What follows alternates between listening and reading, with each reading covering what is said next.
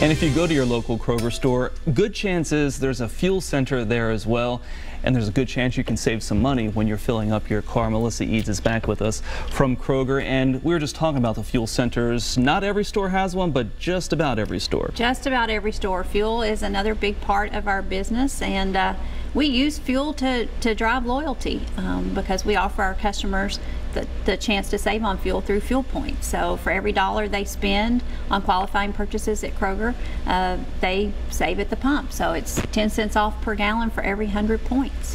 And how are people responding to that? It's been around for a while, but is it something that has grown in popularity as the years have gone by? It definitely has, and we keep kind of making the program even easier. We have now penny fuel, which basically means you can redeem unlimited fuel points to where you could actually only pay a penny per gallon for fuel. So that's been very popular. Right now we just introduced our summer fuel program, where on Fridays, Saturdays, and Sundays you receive double fuel points on your grocery purchases. You get 50 fuel points on every qualifying prescription. You get fuel points on gift cards. So it really adds up, and it's really nice to see those savings at the pump.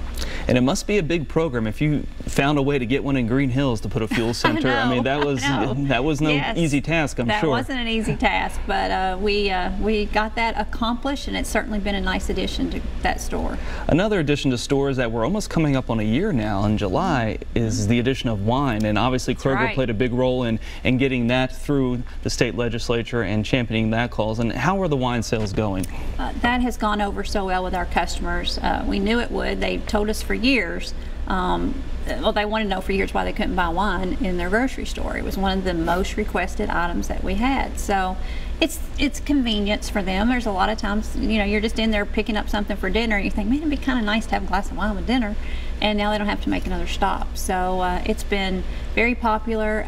It's great that we've been able to get that added to our stores, and I know our customers are enjoying it, and we continue to try to make sure we're offering them a great variety, and I feel like we are. And in your neighborhood stores, it might just be an aisle, but when you go to the bigger stores like the Brentwoods and the Green Hills, I mean, there's almost a bar in there, and it's a huge part of the store. Right. Some of the stores, we have a really large selection, and you know, it's sometimes interesting that some of our stores that do the greatest volume sometimes have a much smaller set. Really? So the demand is different in each area, but overall it's just gone over tremendously well, and we're continuing to work to make sure we provide a good quality and a good value for our customers as well. Now, you've added a few stores. When Harris Teeter decided to pull out of this market, Kroger decided to take over a few of their locations, the Hillsborough Village out in West Haven, and obviously the big new store in Brentwood. How has that added and putting those stores into the Kroger family there? Well, it's been great. It's gotten us into neighborhoods like Hillsborough Village and West Haven out in Franklin, where we weren't already. It helped us to expand our presence in Brentwood. We have that big, pretty new store that's been open just over a year, where we took over the old Harris Teeter and then expanded it. 2016 was a very busy year for us across our division, which also includes East Tennessee, the Knoxville area. We had 10 to 12 new openings or expansions or remodeled stores. So it was a very heavy, busy year for us, a huge investment in our division, and we want to continue to be able to grow in the communities where we operate. And this year in 2017, we don't have quite as many projects, but we just opened a new store in Hendersonville in April. We replaced our store on our older store on Main Street with a brand new store, and it's a beautiful facility. We hope customers will visit, and we've expanded Springfield, and we'll soon have that grand opening. And so we have a lot of projects going on this year as well. How important is it to update those stores and give the customers the best experience possible? Right. Well, we try to go in and touch our stores at least every 5 years. Some may be more minor remodels, within the mall remodels, and then others are major projects, which also sometimes include expanding a store. But that is very important. We want to give our customers clean stores that are well stocked and organized, and that have a variety and a selection that they continue to want. So sometimes that requires remodels and expansions to be able to continue to offer all those things that we know our customers want.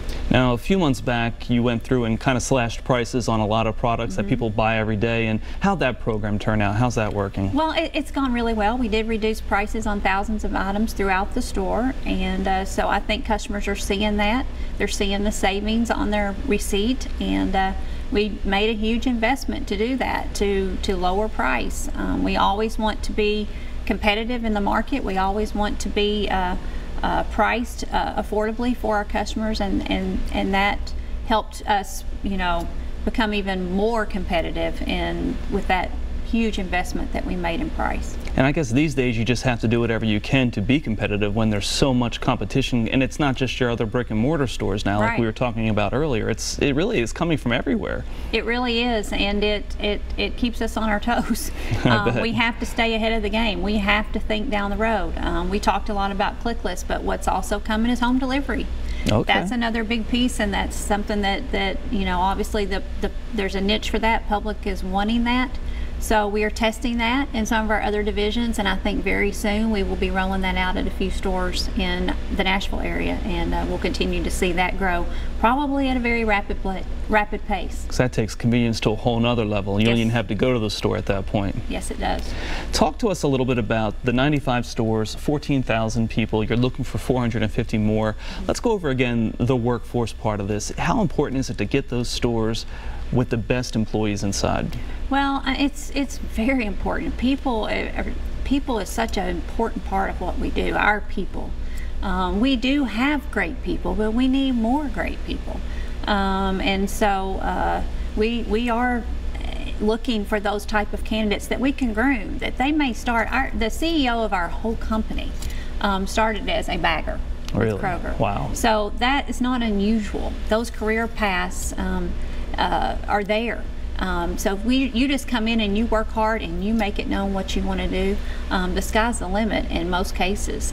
We can watch your career progress, and there's lots of things you can do. We've talked about e-commerce, store management, our manufacturing side of the business, logistics, accounting, real estate, and every store probably has almost a pharmacy now in every store, right? And that's certainly healthcare. Little clinic and our pharmacy teams work so well together, and so that's a whole other direction someone could go as well. So there's a lot of opportunities if somebody's just willing to work hard, come in and give good customer service, and it doesn't have to take forever. We were talking about Shantavia, who was on a little bit earlier. She started at the low levels, entry-level positions, and now she's worked her way up to store manager and on into the division office. That's right. Shantavia did an internship during college and started working in the stores, went through our management training program, was an assistant manager, went on to be a store manager.